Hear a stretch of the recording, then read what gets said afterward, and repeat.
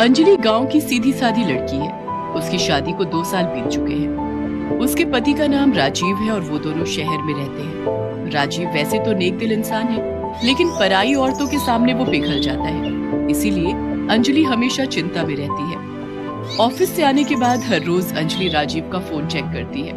क्या अंजलि, तुम हमेशा मेरे ऊपर शक करती रहती हो? मुझे तुम्हारे ऊपर कोई भरोसा नहीं है। पता नहीं बाहर क्या क्या करते रहते हो। अंजलि को हमेशा शक लगा रहता है। इसमें अंजलि की कोई गलती नहीं है। ऐसे ही दिन बीतते रहते हैं। इतने में अंजलि गर्भवती हो जाती है और डॉक्टर साहब अंजलि को घर का कामकाज करने से मना कर देते हैं। अंजलि राजीव से कहती है, डॉक्टर साहब ने तो मुझे कोई काम करने से ही मना कर दिया है, अब क्या होगा? एक काम वाली बाई रखनी होगी। तुम चिंता मत करो, मैं सब कुछ संभालूंगा। राजीव काम वाली बाई की खोज करता है और 2 दिन बाद रूपा नाम की एक औरत घर पर चली आती है और कहती है, मैंने सुना है आप लोग काम वाली की तलाश में हो, मुझे रख लो, मैं बहुत अच्छा काम करती हूँ। रूपा की उम्र 30 के आसपास है और वो बहुत सुंदर भी है। रूपा को देखकर राजीव पिघल जाता है और कहता है, हाँ हाँ, हम तुम्हें रख सकते हैं, बिल्कुल रख सकते हैं। लेकिन अंजलि ने कहा, नहीं नहीं रुको, पहले जांच तो कर लेते हैं कि इसका घर कहाँ है, ये आई कहाँ से है। उसकी क्या जरूरत है अंजलि, अभी हमें काम वाली की जरूरत है, हम इसे रख लेते हैं। राजीव अंजलि की बात नहीं सुनता है और रूपा को काम पर रख लेता है। रूपा घर के कामों में लग जाती है, मगर उसके काम से अंजलि बिल्कुल खुश नहीं है। वो हर काम आधा अधूरा करती है और काम से ज्यादा समय सजने धजने में लगा देती है। राजीव तो बस रूपा को देखता ही रहता है। राजीव, अभी तक तुम तैयार नहीं हुए हो, आज ऑफिस नहीं जाओगे? नहीं अंजलि, आज अच्छा नहीं लग रहा है। अंजलि आराम करती रहती है और राजीव बैठकर पूरा दिन रूपा को देखता रहता है। अरे साहब, क्या देख रहे हो ऐसे? तुम्हें देख रहा हूँ रूपा, तुम कितनी सुंदर हो। ये सुनकर रूपा शर्मा जाती है और कहती है, ऐसे ना बोलो साहब, मालकिन सुन लेगी तो बवाल हो जाएगा। तो फिर आज रात को जब तेरी मालकिन सो जाएगी तब घर के बाहर चली आना, हम दोनों बहुत गप्पे लड़ाएंगे। यहाँ राजीव रूपा का दिल बहलाने में लगा हुआ है और उधर कमरे के अंदर बैठकर अंजलि सोच रही है, आखिर राजीव को हुआ क्या है? जो रोज ऑफिस जाने के लिए मरता था वो आज ऐसे ही घर पर क्यों बैठा है? कुछ तो गड़बड़ है। रात को अंजलि खाना खाकर सो जाती है। राजीव इसी के इंतजार में था। अंजलि के सोते ही राजीव घर के बाहर चला गया। रूपा भी चली आई और दोनों मिलकर बातें करने लगे। रूपा, तुम्हें पता है तुम्हारे बाल बिल्कुल रेशम जैसे हैं। ऐसा ना बोलो साहब, मुझे शर्म आती है। मैं सच बोल रहा हूँ, और तुम्हारी आंखें इतनी सुंदर हैं कि क्या बताऊं। और तभी अंजलि आ जाती है और दोनों को रंगे हाथों पकड़ लेती है। अच्छा, तो ये चल रहा है यहाँ पर? मैं सो क्या गई, तुम यहाँ काम वाली के साथ गप्पे लड़ा रहे हो? अंजलि को देखकर दोनों घबरा जाते हैं। रूपा डरी हुई आवाज में कहती है, अब नहीं मालकिन, मेरा कोई दोष नहीं है, साहब ने ही मुझे बुलाया था। अरे हाँ अंजलि, मैंने ही रूपा को बुलाया था। असल में रूपा के पिता की तबीयत बहुत खराब है, इसलिए सोचा था कि उसे कुछ पैसे दे दूं। ये लो रूपा, 2000 रुपए, अब जाओ यहाँ से। रूपा पैसे लेकर चली जाती है, लेकिन अंजलि का शक नहीं जाता। अगले दिन से अंजलि ने रूपा की निगरानी करनी शुरू कर दी। ये रूपा मुझे कुछ ठीक नहीं लग रही है और राजीव का तो कोई भरोसा ही नहीं है। ऐसे ही कुछ महीने बीत गए। इन महीनों में राजीव रूपा पर पूरे तरीके से फिदा हो गया। उसने रूपा की तनख्वाह भी बढ़ा दी। रूपा भी काम चोरी करने लगी। एक दिन अंजलि ने देखा कि उसके कमरे से उसकी घड़ी गायब है। अंजलि ने इधर उधर ढूंढा, लेकिन घड़ी नहीं मिली। अंजलि ने कहा, घड़ी ऐसे तो गायब नहीं हो सकती, कल रूपा आई थी यहाँ, जरूर उसी ने ली होगी, उसके ऊपर मुझे पहले से ही डाउट था। अंजलि की बात सुनकर राजीव ने कहा, अरे नहीं अंजलि, रूपा इतनी बुरी भी नहीं है, तुम्हारी घड़ी कहीं गिर गई होगी। राजीव मानने को राजी ही नहीं कि रूपा ऐसा कर सकती है। उसके बाद से हर 2 दिन में घर से कुछ न कुछ गायब होने लगा। मगर राजीव ने रूपा को काम से नहीं निकाला, क्योंकि वो तो रूपा से प्यार कर बैठा था। अंजलि ने सोचा कि कुछ तो करना ही पड़ेगा, और इसके कुछ ही दिनों बाद अंजलि अपना पेट पकड़कर बैठ गई और जोर जोर से चिल्लाने लगी, आह, दर्द हो रहा है, पेट में बहुत दर्द हो रहा है। राजीव और रूपा दौड़ कर आए। राजीव और रूपा के हाथ में घर की चाबी देकर राहुल अंजलि को लेकर निकल पड़ा अस्पताल की तरफ। कुछ देर बाद अंजलि ने चिल्लाना बंद कर दिया और कहा, पेट दर्द ठीक हो गया राजीव, चलो अब घर वापस चलते हैं। लेकिन अभी तो तुम दर्द से तड़प रही थी। हाँ, मगर अब मैं ठीक हूँ, अब चलो घर वापस। ड्राइवर ने गाड़ी घुमा ली। घर के सामने पहुंचते ही अंजलि ने देखा कि घर का दरवाजा खुला हुआ है। अंजलि राजीव के साथ घर के अंदर घुस गई और उसके बाद जो हुआ वो राजीव ने कभी सोचा भी नहीं था। उन दोनों ने देखा कि रूपा घर का सारा सामान इकट्ठा करके एक पोटली में बांध रही है। दोनों को देखकर रूपा चौंक गई। अरे, आप दोनों? आप दोनों तो अस्पताल जाने वाले थे। मैंने पेट दर्द का नाटक किया था। मुझे पता था कि तुम एक चोर हो, इसीलिए मुझे ये नाटक करना पड़ा। छी रूपा छी, मुझे तुमसे ये उम्मीद नहीं थी। राजीव, पुलिस बुलाओ। रूपा अंजलि के पैर पकड़कर रोने लगी। मुझे माफ कर दो मालकिन, मुझसे गलती हो गई। मगर अंजलि ने एक भी बात नहीं सुनी। कुछ देर बाद पुलिस आ गई और रूपा को अरेस्ट करके ले गई। अंजलि ने राजीव से कहा, देखो राजीव, बीवी के अलावा और कोई सगा नहीं होता। राजीव ने अंजलि से माफी मांग ली। मुझे माफ कर दो अंजलि। आज मुझे समझ में आ गया है कि इस दुनिया में अगर कोई मुझसे सबसे ज्यादा प्यार करता है तो वो तुम हो। आज से मैं किसी भी औरत को आंख उठाकर भी नहीं देखूंगा। राजीव सुधर गया और इसके बाद से उसने और किसी औरत से बात भी नहीं की। कुछ महीनों बाद दोनों को एक बेटा हुआ और सभी खुशी खुशी रहने लगे। गौतम की शादी रश्मि के साथ हुई थी। आज उनकी फर्स्ट नाइट थी। फूलों से सजे बिस्तर पर बैठी रश्मि बहुत ही खूबसूरत लग रही थी। गौतम उसके पास गया और उसके बिस्तर पर बैठ गया और उसके हाथों को अपने हाथों में थाम लिया। गौतम ने जैसे ही ये किया, रश्मि ने अपना हाथ खींच लिया। गौतम ने फिर से उसका हाथ पकड़ा और उसे गले से लगाने की कोशिश की तो रश्मि अपना सिर नीचे झुकाकर बैठ गई।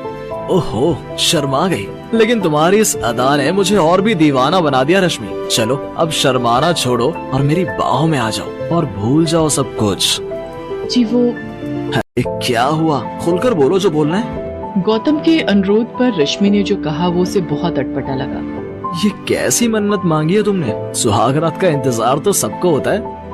जी होता तो है, लेकिन मैंने शादी के पहले ही आपकी लंबी उम्र और हम दोनों का प्रेम खूब बढ़े, इसके लिए ये मन्नत मांगी थी। और मन्नत मांगते वक्त ये कहा था कि शादी के 1 महीने बाद ही मैं अपने पति के साथ खुलकर प्रेम करूंगी।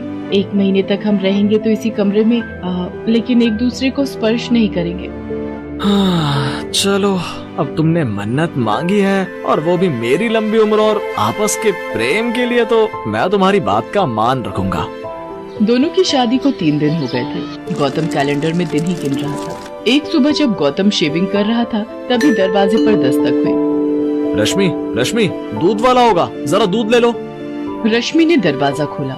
दरवाजे पर दूध वाला ही था। रश्मि ने दूध का बर्तन दूध वाले के आगे इस तरह रखा कि उसका हाथ दूध वाले के हाथ से सट गया। दूध वाले ने अपना हाथ हटाना चाहा तो रश्मि ने जानबूझकर उसके हाथ से अपना हाथ रगड़ना शुरू कर दिया।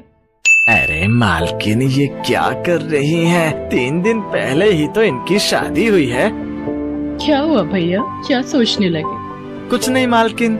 ये कहकर वो हड़बड़ाकर वहाँ से जाने लगा तो रश्मि ने उसे देखकर अपनी एक आंख दबा दी। रश्मि की इस हरकत से उसे जोर का झटका लगा और वो पूरे रास्ते यही सोचता गया कि गौतम जी की शादी गलत लड़की से हो गई है। बताओ, 2 दिन हुए शादी को और वो पराये मर्द को न सिर्फ छू रही है बल्कि आंख भी मार रही है। छी छी छी छी, घोर कलयुग आ गया है। एक दिन जब गौतम ऑफिस गया हुआ था तो कपड़े लेने के लिए धोबी उनके घर आया। मालकिन, आपने कपड़े निकाल कर रखे हैं ना? कपड़े निकाल कर?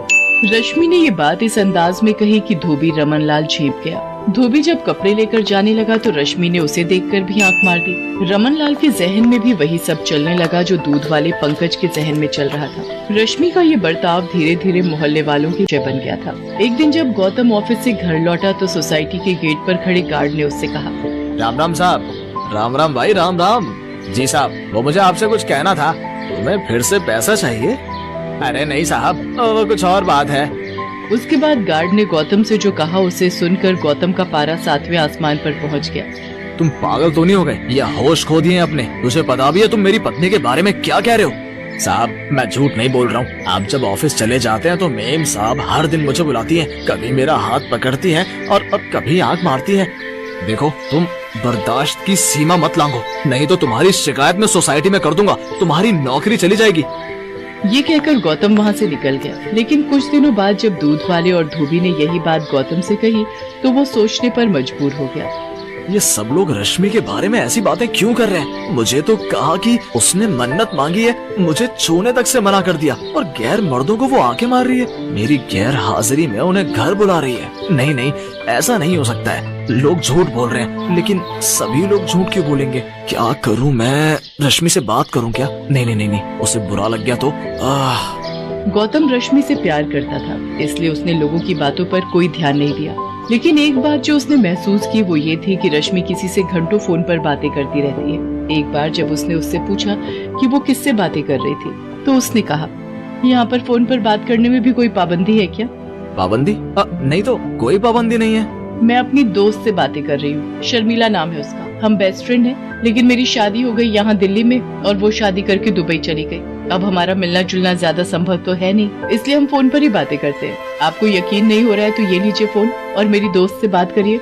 ये कहकर रश्मि ने मोबाइल गौतम की ओर बढ़ा दिया। गौतम ने अपना सिर झुकाकर रश्मि की बात मान ली। वो मन ही मन बहुत दुखी भी हुआ कि उसने अपनी पत्नी पर शक किया। क्या हो गया है मुझे? मैं अपनी पत्नी पर शक कर रहा हूँ, उस पत्नी पर जिस बेचारी ने मेरी लंबी उम्र के लिए मन्नत मांगी है। मैं बहुत ही बुरा आदमी हूँ यार, बहुत बुरा। वो बेचारी अपना सब कुछ छोड़कर को फोन करके ये खुशखबरी दे रही थी, तभी उसके घर का झूमर खुलकर उसके ऊपर गिर पड़ा। रश्मि लहूलुहान हो गई। गौतम ने रश्मि की ये हालत देखी तो वो उसे लेकर अस्पताल पहुंचा। आपकी पत्नी को बहुत गहरी चोट आई है, इन्हें तुरंत आईसीयू में एडमिट करना होगा। रश्मि का खून बहुत बह गया था, इसलिए डॉक्टरों को उसे ब्लड चढ़ाना पड़ा। ब्लड गौतम ने ही दिया था। पूरे 1 महीने रश्मि अस्पताल में रही। इस बीच गौतम ने किसी बच्चे की तरह उसका ध्यान रखा, उसे टाइम पर दवा देना, खिलाना पिलाना, जब तक वो सो नहीं जाती उसके सिरहाने बैठे रहना। 1 महीने बाद जब वो पूरी तरह ठीक होकर घर आ गई तो रश्मि, अब तुम पूरी तरह से ठीक हो गई हो, लेकिन तुम थोड़े दिन और आराम कर लो। उसके बाद तुम्हें जब भी निरंजन के पास जाना होगा प्लीज मुझे बोल देना, मैं तुम्हें छोड़ दूंगा। गौतम की बातों को सुनकर रश्मि की आंखें भर आई।